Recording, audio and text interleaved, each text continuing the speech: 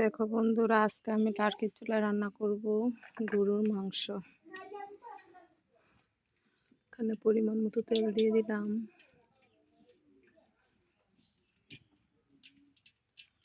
আগে থেকে কেটে রাখা পেঁয়াজ অ্যাড করে দিলাম।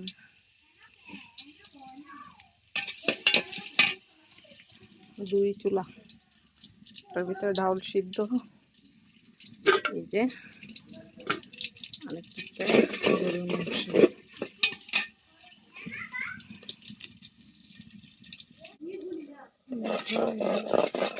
পেঁয়াজটা ভাজা ভাজা হয়ে যাচ্ছে, এর ভিতরে একটু পানি অ্যাড করে দেবো যাতে হলুদ মরিচগুলো না পড়ে।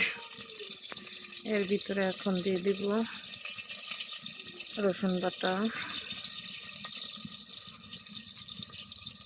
আদা বাটা, জিরা বাটা,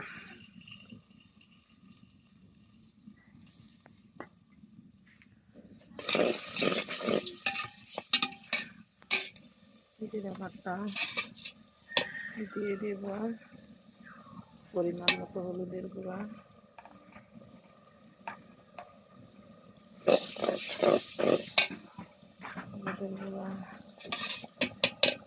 দিয়ে দেব পরিমাণ মতো বড় হচ্ছে, দিয়ে দেব মরিচের গুঁড়া পরিমাণ মতো, মরিচের গুঁড়া দিয়ে দিলাম। মরিচটা একটু দিয়ে দিই, ঝালটা আপনাদের পরিমাণ মতো আপনারা দিয়ে নেবেন। দিয়ে দেবো লবণ,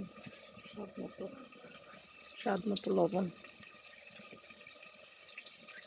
একটু ভালো করে কষিয়ে নেব।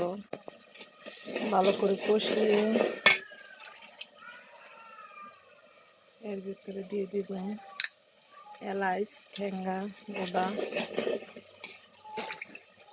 এখন দিয়ে দিব মাংস,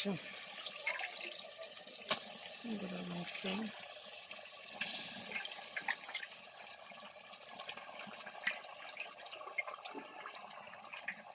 আজকে মাংসতে আলু দেব না,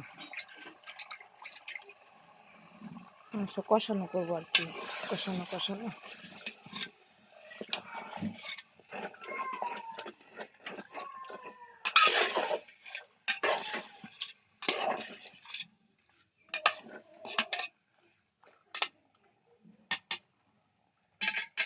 এর ভিতরে কতটুকু পানি দিয়ে দেবো, এই পানি দিয়ে সিদ্ধ হবে, সিদ্ধ হলে নামিয়ে ফেলবো, পরে আর পানি অ্যাড করবো না।